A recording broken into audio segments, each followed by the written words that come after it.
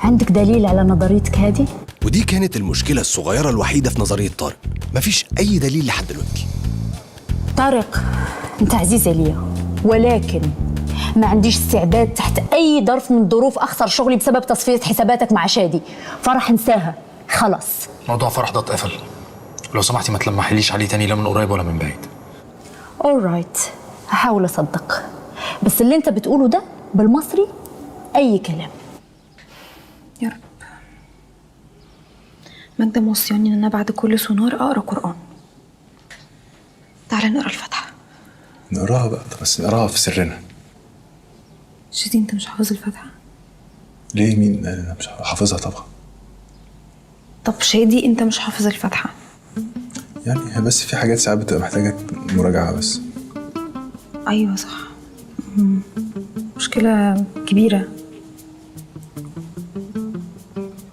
شادي انا ابني مش هيدخل مدارس انترناشونال خالص. ايه علاقة مدارس انترناشونال بالموضوع؟ انا عايزاه يبقى عنده تصورات واقعية عن الناس وعن المجتمع اللي حواليه. على فكرة انا عندي صحابي كتير في مدارس انترناشونال وزي الفل وكويسين جدا وكل حاجة زي بالظبط، وفي ناس تانية اعرفهم في مدارس عادية وبايظين خالص كده. ازيكم عاملين ايه؟ تمام. اهلا يا دكتور، ازي حضرتك؟ الحمد لله. عايز اطمنكم خالص، البيبي حالته زي الفل الحمد لله. وحجمه دلوقتي قد الخوخايه كده. وفي اللحظة دي اختفت كل الاختلافات بين فرح وشادي، وكانوا فعلا وقتها مبسوطين ورايقين. اسفه اتاخرت عليكم. انت ايه اللي جابك هنا؟ انت دخلت هنا ازاي؟ جاي اطمن على ابني. ابنك؟ بس معقولة برضو تكونوا صدقتوا إن هم هيكملوا في تبات ونبات؟ ما عندناش إحنا شغل المسلسلات ده. طيب ده الموضوع عائلي، استأذن انا بقى. نادين انت مالكيش اي علاقة بالبيبي ده. انت متاكد؟ اصل انا عندي تعديل بسيط على الموضوع ده. انا لو ما خدتش البيبي هرفع عليكم قضيه انتوا الاثنين، اتهمك فيها بالخيانه الزوجيه مع موظفه عندك في الاوتيل، وسهل قوي ان انا اثبت ان هي كانت حامل منك قبل ما تتجوزوا. القضية اللي فرح رفعها بتثبت ان حصل لها تلقيح صناعي بالغلط، وسحبتها عشان كذابه، كانت عايزه تبتز عيله وهدان باي طريقه، فرفعت قضيه على اخت اللي غلطت معاه. انتي تحترمي نفسك وما تجيبيش سيرتي على لسانك اصلا. لا، ما دي هتبقى سيره البلد كلها، لان مفيش بالنسبه لهم سيره مسليه اكتر من سيره عيله وهدان، ده غير كام صحفي كده مستنيين ينشروا الخبر. انت فاكرة يعني كده يا نادين انك هتاخدي الفلوس اللي انت عايزاها؟ انا عايزه البيبي اللي هدافع عن حقي فيه لاخر نفس. مستنيه ردكم. باي. ايه حقها في بيبي؟ ايه ده يا شادي؟ فرح ما تقلقيش انا هتصرف. مساء الخير، عاملين ايه؟ ده منير أخو طارق. طيب عن إذنك أنا بقى يا رودي. ها احكيلي، عامل ايه في الشغل؟ عارف تسلك ولا؟ انا اسلك في اي حاجه. منير اهلا، ازيك يا سياده المدير؟ طيب انا استأذن انا بقى. سلام. مبروك الشغل الجديد. الله يبارك فيك يا سيدي، على الرغم انها جايه متاخره شويه بس تمام. خير، اوعى تكون عايزني اسيب الاوتيل. لا انا عايز مساعده. مساعدتي انا؟ شفت الزمن. انا شاكك ان شادي وهدان تاجر مخدرات. طب ما تبلغ عنه. ما هو ده اللي انا عايزك فيه. انا مش عارف امسك عليه حاجه، ولو بلغت عنه هيفتكروا انت بسبب اللي بيني وبين فرح. طيب عاوزني اساعدك ازاي؟ ايه رايك نجيب شويه رجاله ونطلع بره الفندق هنا؟ يا منير ربنا يهديك، ده موضوع بجد. انا كل اللي عايزه منك بس انك تدور وراه في السويت بتاعه، في مكتبه، ولما تلاقي اي حاجه تقول لي. 10,000 جنيه. منير 5,000 جنيه. نقرا الفاتحه.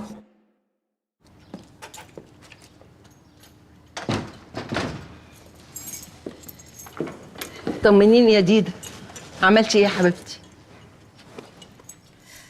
أول ما شافني وشه اتغير، وقال لي إن هو لما سمع الأغنية بتاعتي كان متوقع يشوف واحدة أصغر مني بكتير، وقال لي جود لك مش هقدر أساعدك لأن الناس بتحب تشوف الوجوه الجديدة الصغيرة. ولا يهمك يا حبيبتي، ده راجل حمار ما بيفهمش. معاه حق برضه يا ماما، أنا يظهر قطر الأحلام ده فاتني كله، ومن الواضح كده إن أنا هفضل أغني في أوتيلات الدرجة التانية وهفضل أعلم رقص للبنات، بس عادي دماغك يعني مفيش مشكلة. المهم دلوقتي أدور على مكان أكبر أدرب فيه الرقص.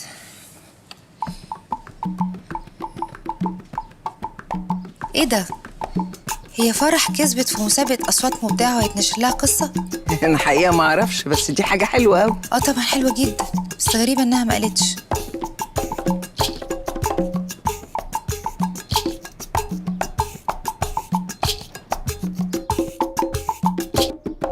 أنا خايفة يا سيادة القبطان. طول ما انا جنبك ما تخافيش، انا هنقذك من الملاعين دول. انا عندي خطة هقولك عليها بعدين. دلوقتي اهم حاجة ان انا لازم افك قيودي دي واخلص نفسي. طب وأنا يا سيادة القبطان؟ اوعدك بشرفي هفك قيودي واجي انقذك من الملاعين دول. انا محتاج عود كبريت وحاجة كده، حاجة زي مبرد ضوافر. انت معاكي لسه واحد في شنطتك؟ أيوة معايا، بس هتعمل بيهم إيه؟ هقولك بعدين. شحاتة حس إنه خلاص قرب يخلص من الكابوس اللي هو فيه، بالظبط زي سيادة القبطان. الحلقة الجاية بقى إن شاء الله. اللهم ديمها نعمة واحفظها من الزوال. لا مؤمن يا واد. بقولك يا خالتي من يومين شفتكم بتاكلوا كريم كراميل، باقي منه في التلاجة، ما تقومي تجيبهولي. نعم يا روح خالتك، انا اللي هقوم اجيبه ولا ايه؟ خلاص فكيني وانا اقوم اجيبه. حابب اقعد. مش عايزة اتعبك. خلاص بقى بطل زن يا ساتر. ما نتحرمش. يا ساتر عليك يا ربنا اخي. يخليكي لينا يا رب. ربنا ياخدك.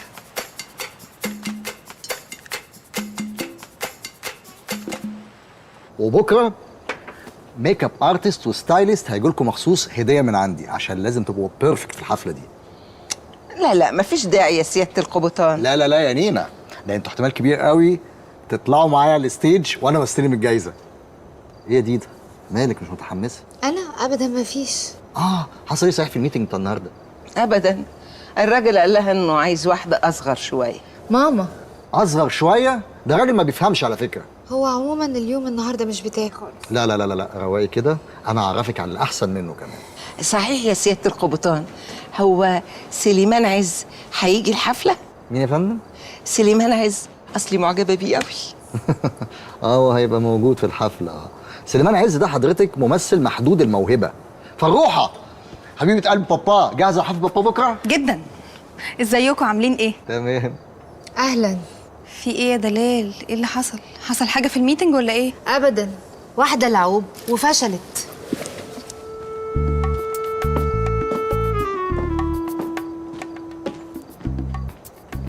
واحده لعوب؟ حضرتك؟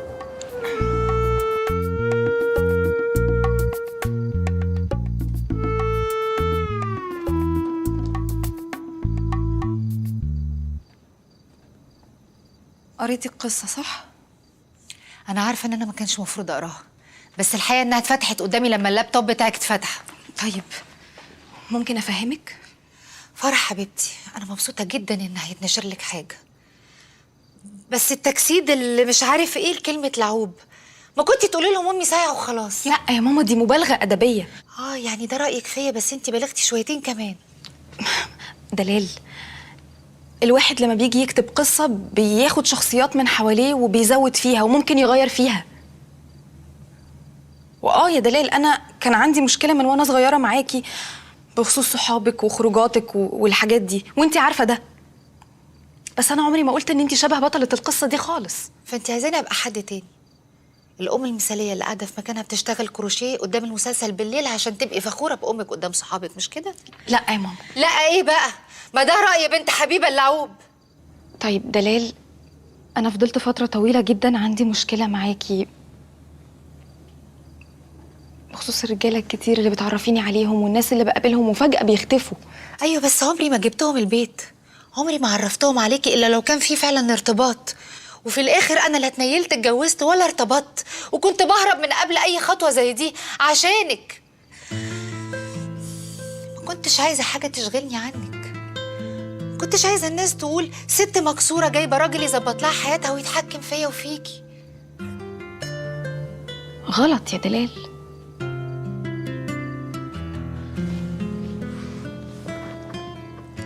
أنا كنت هبقى مبسوطة أكتر لما أعرف إن أنتي قررتي تتبسطي بحياتك مش تضحي عشاني. أنا آسفة، أنا آسفة يا تيتا، متزعليش. ناس كتير مش هيشوفوا دلال أم مثالية، ودي حقيقة، مفيش حد فينا مثالي في النهاية، لكن دلال أحسن من أمهات تانية كتير. على سبيل المثال، طب ورحمه النعمه يا هانم، انا كنت باخد منك فلوس غير عشان احميكي؟ لا والنبي، ده انا قفشت على العوض جامد جدا بعد اللي عمله في خالتي فواكه. اكتب على السيره دي. قلت له انت هبت منك ولا ايه؟ معقوله تعمل كده في الست الغلبانه دي؟ ترمش لها وشها كده وتحرمها من نور رجليها؟ هي مش قالت لك تكتم؟ ما تأثر في الليله دي. بس برضو صعب جدا إنك تحكم على إنسان